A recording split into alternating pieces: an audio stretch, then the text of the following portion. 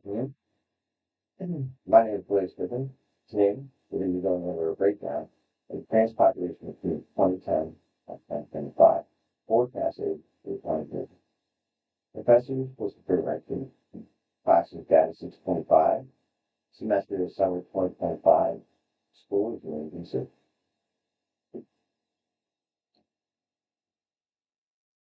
So, breaking down Ukraine's total population, you see a significant decline from 36.5 million in 2010 to around 41 million by 2025. One of the key highlights I'd like to point out is the Russian invasion of Crimea in 2014.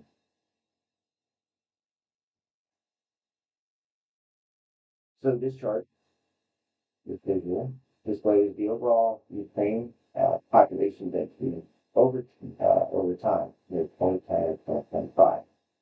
So population density is the person per 640 kilometers squared, which ends up being the overall size of Ukraine. So the chip measures the amount of personnel that are given in a portion of Ukraine spread out evenly. And as you can see, prior to the invasion of Crimea, it seemed relatively stable. Since then, it has significantly slowed down, and especially after Russia's invasion of Ukraine in 2022. So this chart is a comparison between male and female populations in Ukraine per million. So as you can see, right after 2014, there's been a decline in the male population, and it significantly spiked drastically, or significantly dropped drastically in 2022 post Russia's invasion. The conflict has achieved integration out of the country and a cut directly. The female population also did drop significantly after 2022, but not at the same rate or as drastically as the male population, indicating that most likely the male population drop were due to casualties of war. This is Ukrainian sex ratio over time between 2010 and 2025.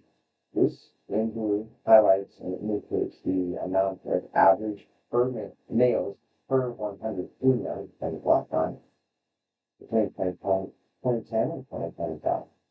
So if you notice, unlike the other charts, it did not really significantly drop after 2022. After doing some digging and thinking about why this data doesn't really reflect the overall population drop, that is because NATO has started supplementing the Ukrainian military force with its own military personnel to train, to teach for weapons, for a plethora of different things. But this, with the average military being made up primarily of males, will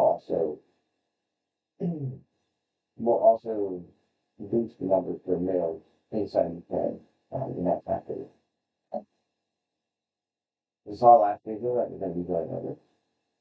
This Ukraine forecast for 2010 to 2030 population breakdown. So actual numbers you see there are the actual numbers of 60 plus year olds on the top, age group, percentile of the age group, as well as on the very bottom is the 14 year old percentage.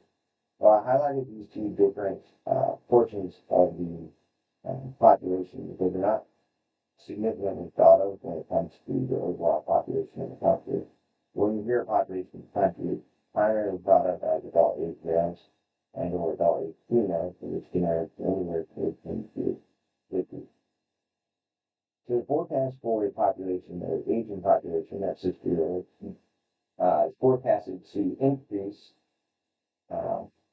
after 2025 and continue to increase all the way to 2030.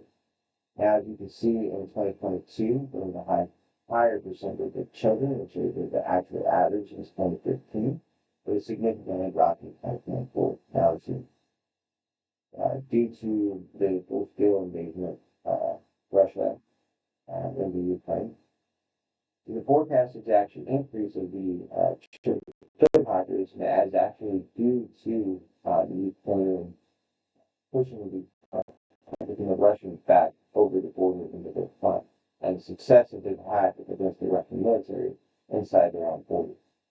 While I am not saying that this conflict is near to be over, the data does suggest that the forecast is that there's going to be an increase in children born between the 2025 and all of that is pulled from the UN and the reference. This really spoke to me because I've been monitoring the Ukraine Russia conflict since its start.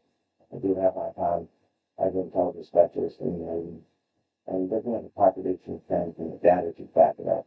What it is support a lot of